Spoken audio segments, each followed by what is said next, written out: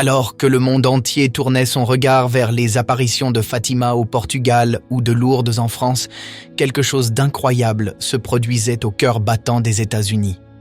Quelque chose resté enfoui dans le silence pendant des décennies, mais qui aujourd'hui, à la lumière des événements qui secouent le monde, refait surface avec une force dévastatrice.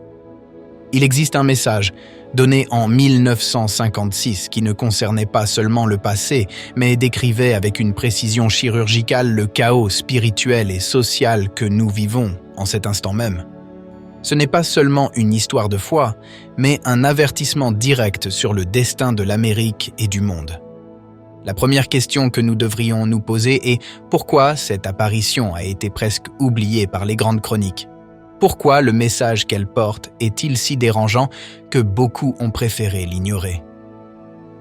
Aujourd'hui, nous allons creuser le mystère de Our Lady of America, la Vierge d'Amérique, et vous verrez comment ces paroles sont en train de s'accomplir sous nos yeux. Restez avec nous, car ce que vous découvrirez à la fin de cette vidéo changera à jamais votre manière de regarder l'avenir du monde. Tout commença le 25 septembre 1956, dans un petit et humble couvent à Rome City, dans l'Indiana. Au centre de ce mystère se trouve Sœur Mary Ephraim, connue dans le monde sous le nom de Mildred Neuzil, une religieuse de la congrégation du Précieux Sang. Sœur Mary ne cherchait ni la célébrité ni les projecteurs. C'était une femme de prière profonde qui se retrouva soudain face à une vision qui aurait dû ébranler toute la hiérarchie ecclésiastique américaine. Mais voici la première grande question. Si une reine céleste apparaît au cœur du Midwest américain et déclare « Je suis la Vierge d'Amérique », pourquoi n'en entendons-nous pas parler chaque dimanche? Il y a une demande précise que la Vierge a adressée aux évêques américains, une demande restée sans réponse pendant près de 70 ans. Et tandis que cette demande demeurait oubliée, la protection spirituelle sur les États-Unis semblait se fissurer.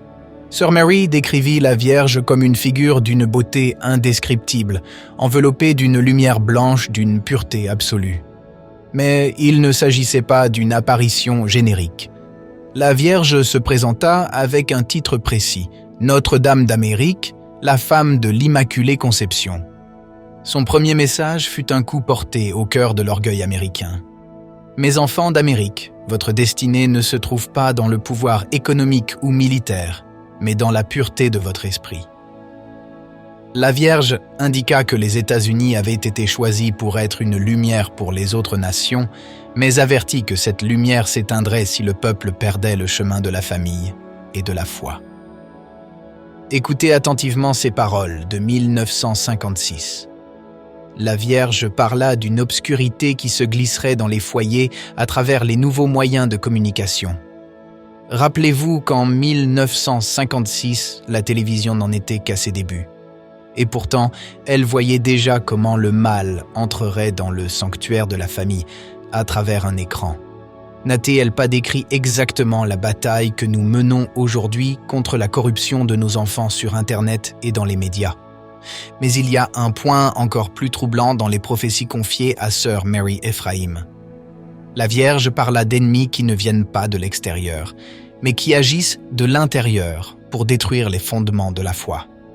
En 1956, beaucoup pensaient au communisme ou aux menaces nucléaires. Mais le message de Sœur Mary allait bien au-delà. Il parlait d'une érosion de la vérité à l'intérieur des institutions, jusque dans l'Église elle-même. Elle déclara que si l'Amérique ne revenait pas à honorer le nom de Dieu dans tous les aspects de la vie publique, le ciel au-dessus de cette terre deviendrait de bronze, annonçant une période de sécheresse spirituelle et d'épreuves sans précédent. Et nous arrivons ici au point qui doit nous faire réfléchir. La Vierge lia la paix dans le monde à la réponse de l'Amérique. Elle dit que si l'Amérique répond à mon appel, il y aura la paix. Mais si l'Amérique refuse, les ténèbres couvriront la terre. Regardons maintenant le scénario géopolitique actuel. Nous sommes au bord de conflits mondiaux et le monde n'a jamais été aussi divisé. Est-il possible que nous vivions les conséquences de ce refus? La Vierge formula une demande très précise. Elle souhaitait que sa statue en tant que Notre-Dame d'Amérique, soit solennellement intronisée dans la basilique du Sanctuaire national de l'Immaculée Conception à Washington par les évêques américains, comme signe de consécration de la nation. Elle voulait que le cœur politique et religieux de l'Amérique la reconnaisse publiquement. Pourtant, malgré les dizaines de milliers de fidèles qui ont signé des pétitions et malgré les avis favorables exprimés par de nombreux évêques, cette intronisation officielle n'a jamais eu lieu de la manière demandée par la Vierge. Pourquoi? Quelle force invisible bloque cet acte de consécration? De nombreux spécialistes des prophéties estiment qu'il s'agit là du verrou spirituel qui empêche la grâce divine de se répandre pleinement sur les États-Unis. Tant que l'Amérique n'honorera pas cette demande, disent-ils, le pays continuera de glisser vers le chaos. Mais que craignent réellement les puissants? Pourquoi une simple statue inspire-t-elle autant de peur à ceux qui siègent dans les lieux du pouvoir? Sœur Mary Ephraim reçut également des messages concernant les jeunes. La Vierge se définissait comme la gardienne de la pureté. Elle déclara que l'avenir de l'Amérique dépendait du courage de sa jeunesse à rester ferme face au courant du monde. Mais voici la partie la plus dramatique. La Vierge parla d'une hache placée à la racine de l'arbre. Elle expliqua que Dieu avait fait preuve d'une grande patience envers l'Amérique en raison de la générosité passée de son peuple, mais que cette patience a une limite. Nous voyons des signes partout. Des catastrophes naturelles sans précédent, des crises économiques qui semblent inexplicables, une confusion mentale qui frappe les nouvelles générations. Ce ne sont pas de simples événements fortuits. Si nous lisons les messages de Rome City, ce sont les avertissements d'une mère qui voit son enfant courir vers le précipice. Mais il reste encore de l'espérance. La Vierge n'est pas venue pour condamner, mais pour offrir une barque de salut. La question est donc de savoir si nous sommes encore à temps pour y monter. Beaucoup se demanderont comment savoir si Sœur Mary n'a pas tout inventé. En 2010, l'évêque Kevin Rhodes du diocèse de Fort Wayne South Bend a officiellement approuvé la dévotion à Notre-Dame d'Amérique, confirmant que les messages contiennent une profonde vérité spirituelle et ne sont pas contraires à la foi. Les personnes qui se sont rendues sur ces lieux témoignent de guérison physique, mais surtout de conversion radicale. Des hommes et des femmes qui avaient abandonné la foi sont revenus à genoux après avoir lu ces prophéties. Il y a une force vivante dans ces paroles que l'on ne trouve pas dans les livres d'histoire. C'est comme si la Vierge murmurait à chacun de nous que vous êtes mes soldats dans cette bataille finale. L'Amérique n'est pas seulement une terre entre deux océans. Dans le dessein de Dieu, elle est un champ de bataille spirituelle décisif pour toute l'humanité. Ce qui se passe aux États-Unis se reflète dans chaque coin du monde.